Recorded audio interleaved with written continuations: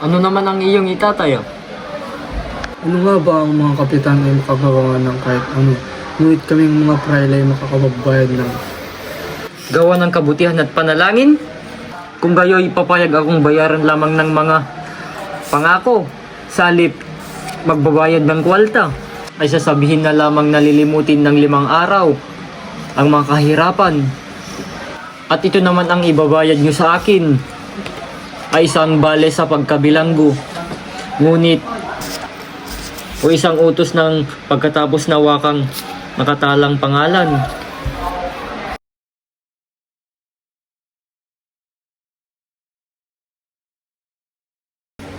Kapitan, ano pong dalaga ni Cabezang Tales ay muling naparito upang hilingin ng makalaya ang kanyang nuno. O Diyos, hindi na ba akong makapananatili ng makayapa?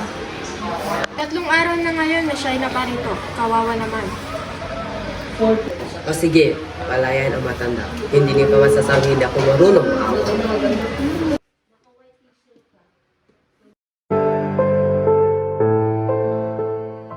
Uy, penitente. Nasiyan ka ba sa iyong pasyon? Oo naman ikaw.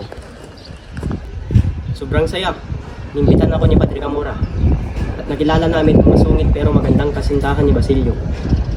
Isang gabi, pinalo niya ang dalawang nakakasalanan sa kanya. At balang araw, mararanasan na rin ito. Tignan mo, ang ganda talaga ni Paulita.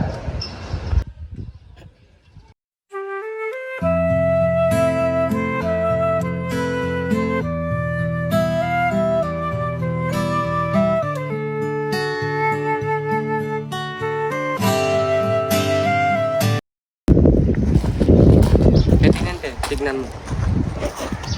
Mamaya na magsisimula ng klase.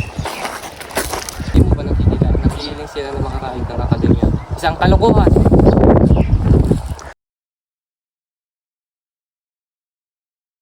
Hoy, Antogin! Ano ba? Alam mo ba ang leksyon? Sige, dito. Sagutin mo ang tanong ko. Ang nasa likuran mo ba ay makababago sa nasa harapan mo? Oo, Placido. Tulungan mo ako. Dali. Aralin mo mga hayop mo. Ikaw, hindi kita tinatanong. Ngunit ang ingay mo, ngayon iligtas mo ang sarili mo. Maria Josep, meron ka bang 15 libang sa klase ko? Ngunit 4 na araw pa. 5 araw ang katumbas ng 1 araw na libang. Namarkahan kita dahil hindi mo alam ang leksyon ngayon. Sige Padre, lagay mo lahat ng guhit na gusto mo. Aalis na ako at hindi na ako babalik.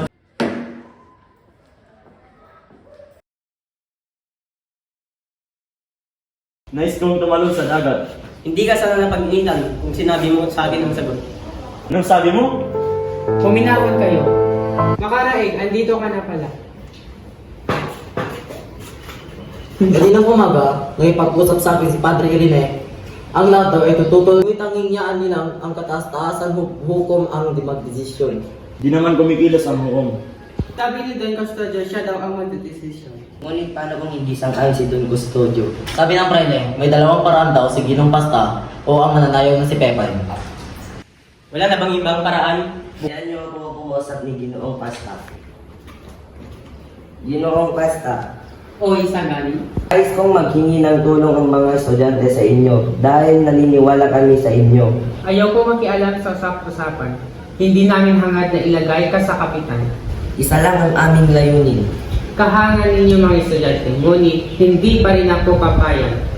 Mga nibiyan, isagani, pabayaan mo na ang pamahalaan. Kung gayon, mauuna na ako.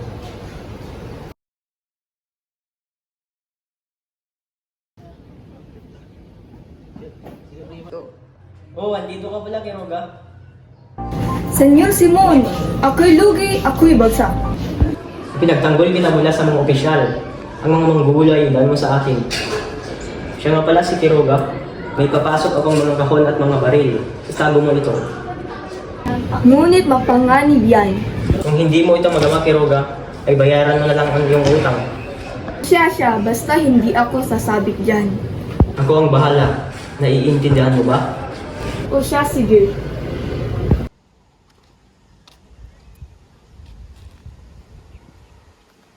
Ang ganda, ang ganda. Ang nobya pala nito ay ang kagalit kong estudyante. Nasaan na si Simon? Putris, napakakuripot ni Simon. At takot na pagbayarin sa tangalaan ni Mr. Reeds. Makikilala nila at tawang kadayaan. Lamang ang ulong pinagyayabang ni Mr. Leeds.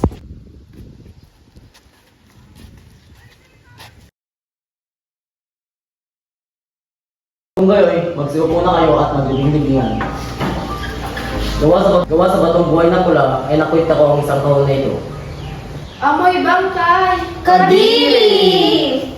Ako si ang magdan ako sa Babylonia, nadatnan ko ang pandarayan ni Gaumata sa takot na isumbong ko siya.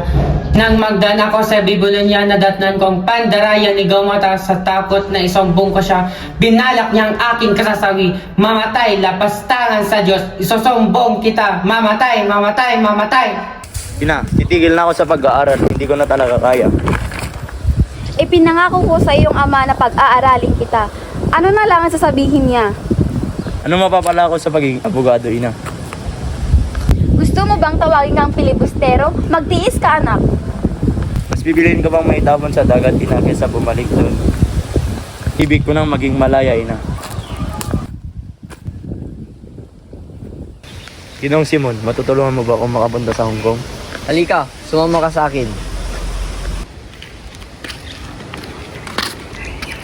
Nasaan ang mga pulbura at ang mga bomba? Nasa mga sako na, Ginoo. Huwag kang mag-alala, handa na ang lahat. Mabuti maglakad kayo ngayong gabi at sabihin sa atin yung Titalis ang sagot. May nangyayari na ba? Oo, sa loob ng linggo. Hindi pa handa ang distrito. Akala ko sa Quaresma.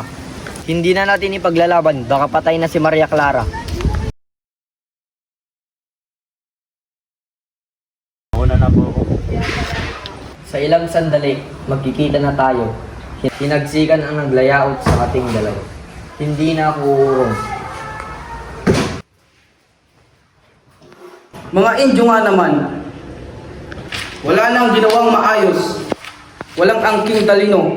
Siguradong masasawi lang sila. Ano ba yan? Kailangan ko na mag-desisyon ngayon. Ang galing ko talaga. Natapos ng aking pagpapasya.